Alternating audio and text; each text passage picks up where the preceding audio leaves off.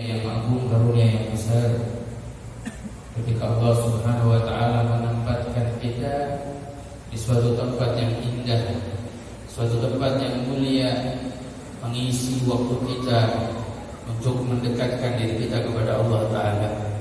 Mudah-mudahan Allah Subhanahu wa Ta'ala jadikan perkumpulan kita perkumpulan yang diridhai oleh Allah, perkumpulan yang dirahmati oleh Allah Ta'ala.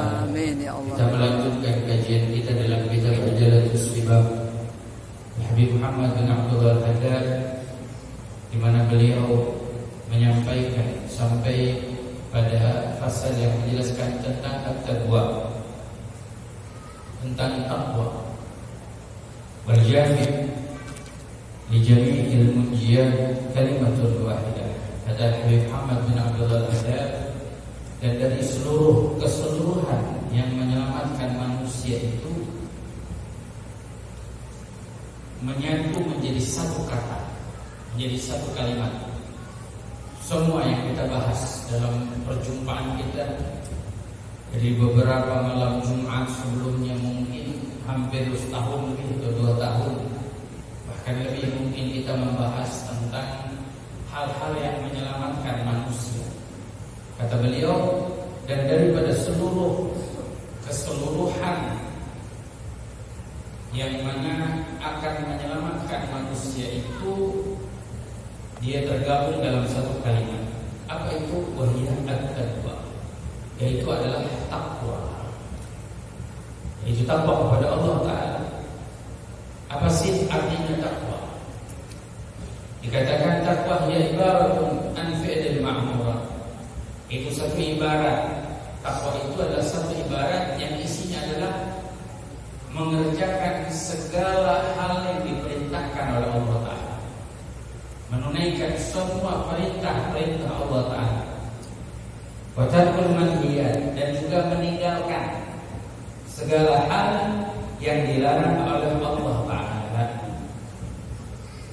Jadi takwa itu adalah menjalankan perintah Allah dan meninggalkan larangan Allah Ta'ala.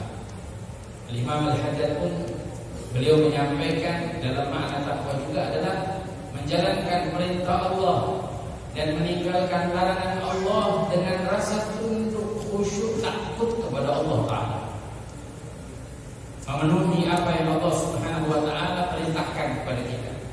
Ini takwa, di mana takwa ini adalah wasiat dari Allah Ta'ala, bahkan bukan hanya untuk kita umat Nabi Muhammad SAW, tapi untuk seluruh umat.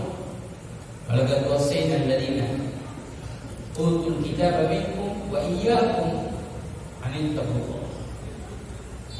Dan Allah telah memberikan wasiat kepada mereka, orang-orang yang terdahulu dari ahli kitab, dan juga kalian, kita nih umat Nabi Muhammad SAW, yaitu untuk bertakwa kepada Allah Ta'ala.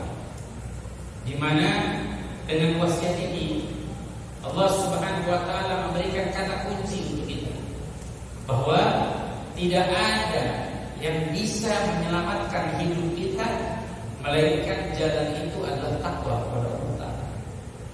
Tidak ada yang bisa menjadikan kebahagiaan untuk kita melainkan jalannya adalah takwa kepada Allah Ta'ala. Kemenangan ada dalam takwa kepada Allah, keselamatan ada dalam takwa kepada Allah, kejayaan ada dalam takwa kepada Allah, kebahagiaan ada dalam takwa kepada Allah. Siapa dari kita yang ingin berjaya, yang ingin menang, yang ingin selamat, yang ingin bahagia, maka berpegang teguhlah kepada takwa, yaitu bertakwa kepada Allah Ta'ala dengan menjalankan perintahnya dan meninggalkan larangan. Ini adalah kunci buat kita, pedoman buat kita. Ini yang menghiasi, mengisi daripada hal yang menyelamatkan kita dan mensucikan kita dari segala hal yang akan menghancurkan kita, membersihkan kita. Dan mereka yang menjalaninya disebut al-muttaqin, yaitu orang-orang yang bertakwa kepada Allah Ta'ala. Allah perintahkan kita untuk bertakwa kepada Allah. Sampai di dalam satu ayat yang Allah berfirman, ya ayyuhalladzina amanu ittaqullaha haqqa tuqatih wa la tamutunna illa wa antum muslimun. Artinya wahai orang-orang yang beriman, bertakwalah kamu kepada Allah dengan sebenar-benarnya takwa. Wala tamutunna illa wa antum muslimun. Jangan kamu mati melainkan dalam Islam. Allah berpesan, bertakwalah kepada Allah dengan sebenar-benarnya takwa. Ini kalimat sebenar-benarnya takwa berat. Hakikatnya takwa berat. Tidak ada yang bisa sampai pada derajat sebenar-benarnya takwa kecuali hanya Nabi kita Muhammad. Allah sallallahu alaihi. Sampai para ulama mengatakan, andai Allah berikan kita 1 juta umur, semua umur kita gunakan untuk taat ibadah bertakwa, 1 umur saja kita gunakan untuk maksiat, artinya ada dalam selah umur kita yang kita gunakan untuk maksiat, maka belum sempurna ketakwaan kita. Andai Allah berikan 1 juta nyawa, semua nyawa kita gunakan untuk taat beribadah bertakwa kepada Allah, 1 nyawa saja kita gunakan untuk maksiat, maka belum sempurna takwa kita. Jadi kita yang banyak kurangnya, banyak salahnya, apalagi ini sebagian, ada sedikit dari umurnya semua digunakan untuk taat, tapi ada sedikit digunakan untuk maksiat, belum sempurna takwa. Jadi siapalah kita yang sampai pada kesempurnaan takwa? Jangankan kita manusia. Ada malaikat-malaikat yang Allah ciptakan dari pertama diciptakan sujud sampai hari kiamat sujud. Ada yang dari pertama diciptakan rukuk sampai hari kiamat rukuk. Ada yang dari pertama diciptakan bertasbih sampai hari kiamat bertasbih. Ada yang diciptakan dari pertama bertakbir sampai hari kiamat bertakbir. Tapi apa? Kenyataannya nanti di hari kiamat para malaikat mengatakan, ya Rabbana ma'arafnaka haqiqatu ma'rifah wala abadnaka haqiqatu ibadah. Wahai Allah, kata para malaikat, kami tidak mengenalmu dengan sebenar-benarnya mengenalmu. Malaikat, kami tidak beribadah kepadamu dengan sebenar-benarnya ibadah. Segitunya para malaikat tidak pernah menentang perintah Allah, tidak pernah meninggalkan perintah Allah. Tapi malaikat merasa dirinya masih kurang, belum sempurna ibadah. Apalagi kita yang banyak kurang-kurang. Tapi paling tidak makna daripada ayat tersebut adalah usaha kita, upaya kita. Teruslah bertakwa kepada Allah, teruslah bertakwa kepada Allah. Lihat di akhir ayat sampai apa? Sampai Allah menyatakan wala tamutunna illa wa antum muslimun. Jangan kamu mati melainkan kamu dalam Islam. Berarti teruslah bertakwa, teruslah bertakwa, teruslah bertakwa sampai ajal menjemput kita dan kita mati dalam keadaan husnul khatimah. Ini maksud, ini tujuan. Makanya apa yang kita lakukan, apa yang kita perbuat dari setiap langkah kita dalam kehidupan kita, jadikan semua itu adalah bertakwa kepada Allah, terus berupaya supaya apa? Ajal menjemput kita dan kita meninggal dalam Islam, meninggal dalam husnul khatimah. Kunci. Makanya kalau ditanya, saya kepengen mati dalam keadaan husnul khatimah, bagaimana caranya saya mati dalam keadaan husnul khatimah? Jawabannya gampang. Pegang teguh takwa kepada Allah. Jangan sampai kita meninggalkan perintahnya, jangan sampai kita melanggar aturannya, larangannya kita langgar. Tapi terus bertakwa, jalani perintahnya, tinggalkan larangannya. Seketika ajal menjemput kita dan kita sedang menjalankan perintahnya, maka insya Allah kita meninggal dunia dalam keadaan husnul khatimah. Amin. Dia yang sholat, dia menjalankan sholatnya, meninggal ketika sholat, husnul khatimah. Tapi bahaya kalau kita meninggal sedang meninggalkan perintah Allah, meninggal diambil nyawa kita dan kita sedang meninggalkan sholat kita. Dicabut nyawa kita dan kita sedang melakukan hal yang dilarang oleh Allah. Hanya mudah-mudahan kita dijadikan orang-orang yang bertakwa. Amin. Sampai akhir hayat kita dan kita diwafatkan dalam keadaan husnul khatimah. Husnul khatimah ini hal yang paling mahal, hal yang paling berharga dari kita. Emang yang mengukur kehidupan kita apa? Nanti ujung kehidupan. Memang dilihat dari apa yang kita jalani.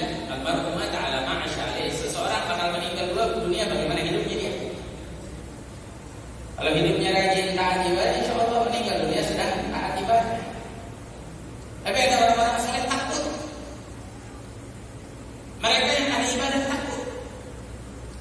Jadi ada orang-orang soleh yang mereka takut kepada satu hadis Rasulullah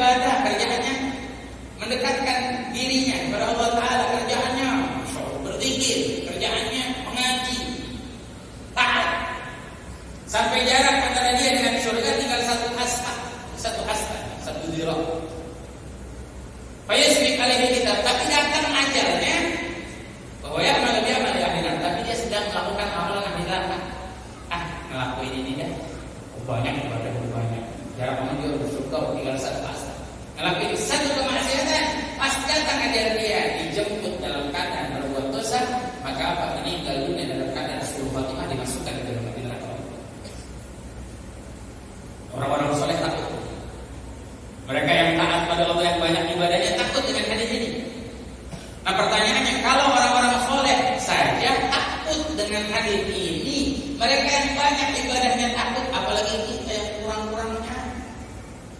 Kita yang banyak salahnya, kita yang banyak dosanya, apa kita tak pernah merasa takut? Maka ayo perbaiki diri kita, jadikan diri kita orang-orang yang bertakwa kepada Allah, terus berusaha, jatuh, bangkit lagi, terus lagi berusaha, jatuh lagi, bangkit lagi, terus berusaha. Jangan sampai kita tenggelam dengan dosa, dengan kemaksiatan.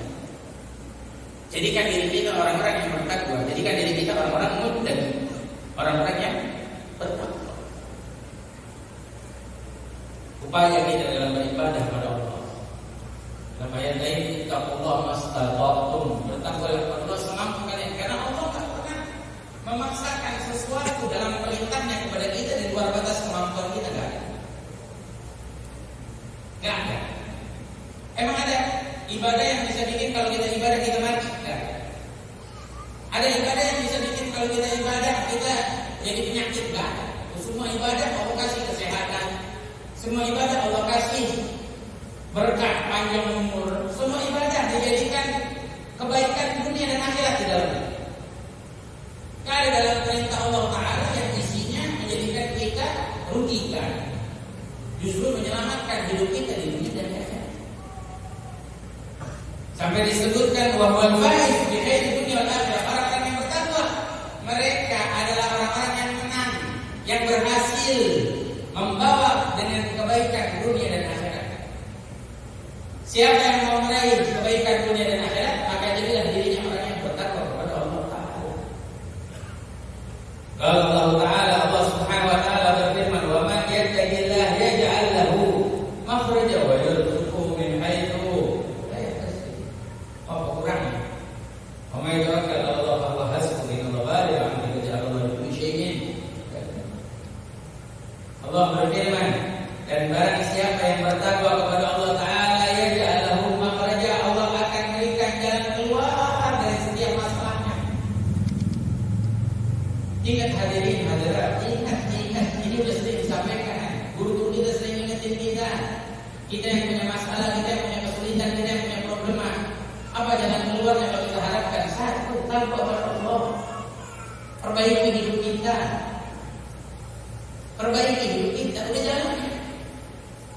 Dan barang siapa yang bertakwa kepada Allah, Allah akan berikan jalan keluar dari setiap masalahnya. Tapi dengan syarat, jangan ngarepin jalan keluar dulu baru takwa, takwa dulu baru jalan keluar. Allah berfirman, bertakwalah kepada Allah dan Allah berikan jalan keluar dari masalahnya. Bukan jalan keluar dari masalahnya dengan bertakwa kepada Allah, enggak. Subhanallah. Ini perintahnya kita jalani dulu, ayo ibadah-ibadah. Nanti Allah bakal berikan jalan keluar.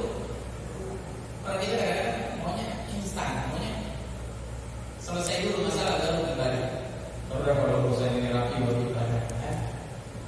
Justru kita beribadah kepada Allah. Jadilah apa yang bertakwa kepada Allah. Allah bakal berikan jalan keluar. Allah mendatangkan jalan keluar dari setiap masalah kita. Ayo hadirin hadirat yang merasa hidupnya ada masalah dan problema, gampang kuncinya. Kembali kepada Allah Ta'ala. Bertakwalah kita kepada Allah Ta'ala. Sampai apa? Bukan hanya itu. Wa yarzuqhu min haitsu la yahtasib, dan Allah akan memberi rezeki kepadanya dari hal yang tidak dia sangka-sangka di hidupnya. Yang bisa diperhitungkan dari mana dia datang rezeki. Tapi kuncinya apa? Kuncinya apa? Amai tawakkal Allah, dan barang siapa yang berpasrah diri kepada Allah Ta'ala, cukup Allah untuknya. Ya, Allah Subhanahu wa Ta'ala akan menyampaikan segala perkaranya. Ya, waja'ala Allahu li kulli syai'in qadira. Allah jadikan segala sesuatu ada kadar. Semua ada perhitungannya di situ. Wa kullu syai'in khalaqnahu bi qadar. Dan segala sesuatu kami ciptakan dengan kadar. Jangan khawatir, kita jangan bingung. Tinggal kita perbaiki diri kita. Jalani perintah Allah, tinggali larangan Allah. Boleh cek sendiri juga. Kalau kita merasa diri kita punya masalah, punya problem, cek. Kita cek apa yang kita cek, kita cek apa yang kurang-kurang dari kita. Ibadah kita kan perintah Allah yang kita nggak jalani, atau kita masih tenggelam dalam dosa, masih tenggelam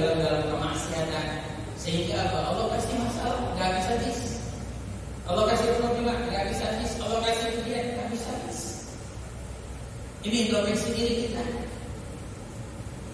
Kita yang merasa diri kita punya masalah, punya problem, coba cek diri kita. Apa yang kita lakukan dari kesalahan? Apa yang kita tinggali daripada perintahan? Sehingga Allah Subhanahu wa taala malah memberikan ujian buat kita, bukan kita malah dikasih kemudahan. Mudah-mudahan Allah Subhanahu wa taala jadikan kita orang-orang yang bertakwa, diberi kemudahan oleh Allah taala untuk berjalan keluar dari setiap kesulitan. Amin ya Allah ya Rabb.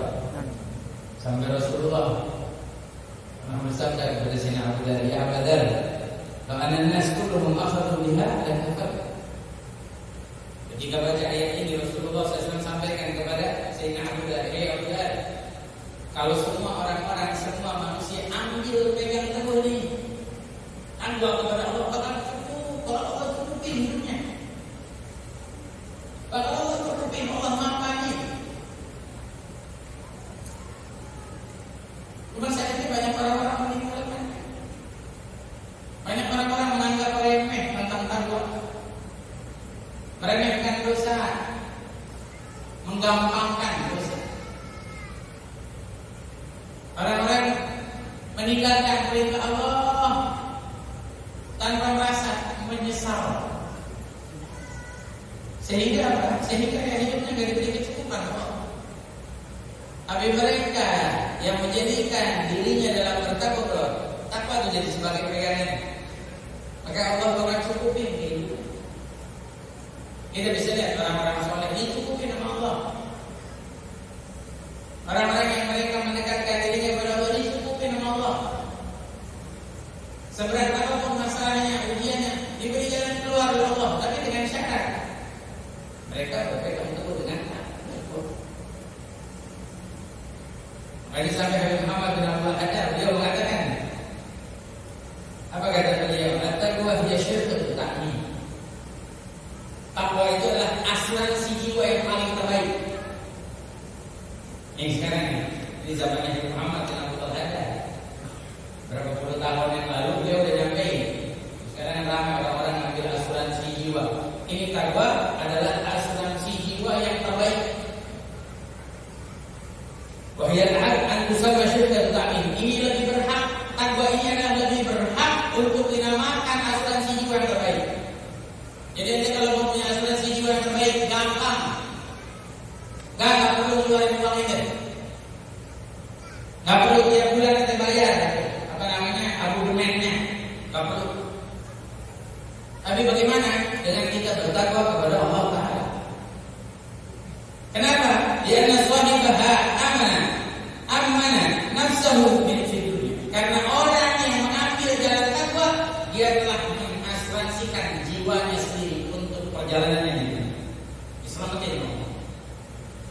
Dijauhi dari segala keburukan, dijauhi dari segala kehancuran,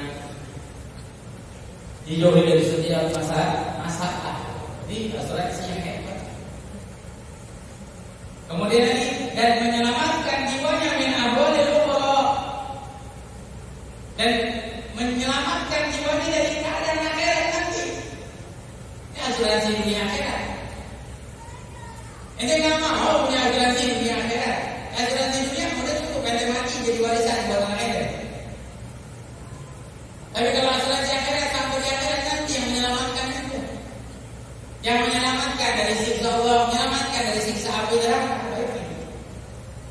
Kamu kita ambil jalan yang terbaik. Maka zakar Allah Subhanahu wa taala, sampai Allah sebutkan di dalam keistimewaan takwa ini, Allah sebutkan sampai kata Imam Al-Ghazali ada 70 diletakkan dalam ayat-ayat Al-Quran, ada 70 tempat Allah sebutkan tentang takwa. Apa yang Pak? Dari takwa kita dapat. Pengen kita dapat ilmu, ittaqullah wa yu'allimukum. Bertakwalah kepada Allah, Allah akan memberikan ilmu pengetahuan. Sampai disebutkan ilmu melalui dikasih Allah. Kuncinya apa? Takwa Allah. Apa dari ayat tadi menyebutkan tentang orang yang bertakwa kepada Allah diberi jalan keluar dari setiap masalah. Orang yang bertakwa kepada Allah diberi rezeki yang tidak disangka-sangka. Dalam ayat yang lain, Mathalul jannati allati u'iddat lil muttaqin, perumpamaan surga dibuat Berarti apa? Dengan takwa Allah janjikan surga, keselamatan dari api neraka, dan banyak lagi keistimewaannya, kemuliaan dari Allah dengan bertakwa. Kurang lagi sampai Imam Ghazali disebutkan ada 70. Hada tersyaraha wadihan wa Allaha al-Imam Muhammad bin Muhammad al-Ghazali. Imam Ghazali sudah syarahin, sudah jelasin. Tinggal kita ngomong tadi kemana? Imam Ghazali ini yang wafat tahun 505 Hijriah rahimahullah, di dalam kitabnya Ihya Ulumuddin. Oke, boleh kita baca kitab namanya kitab Ihya Ulumuddin. Karena di dalamnya di situ disebutkan 70 tempat Allah Subhanahu wa taala sebutkan dalam Al-Qur'an tentang apa? Tentang ketakwaan. Apa? Khasiatnya apa? Istimewanya apa? Kemuliaannya. Apa yang didapati bagi orang-orang yang bertakwa kepada Allah, yang menyelamatkan hidup kita dunia akhirat, menolong hidup kita dunia akhirat. Asuransi terindah. Tinggal kita yang mau noleh, tinggal kita yang melihat, tinggal kita yang mau buka. Makanya boleh di dalam kitab ini Muhammad bin Abdul Hajar pesening kita baca kitab Ihya Ulumuddin. Ya, yang mana di kitab Ihya Ulumuddin dan Imam Ghazali disebutkan keajaiban di zamannya. Imam Syekh Abu Bakar bin Salim berapa kali baca kitab Ihya Ulumuddin? Imam Abi Abdullah bin Abi Bakar Idris berapa kali baca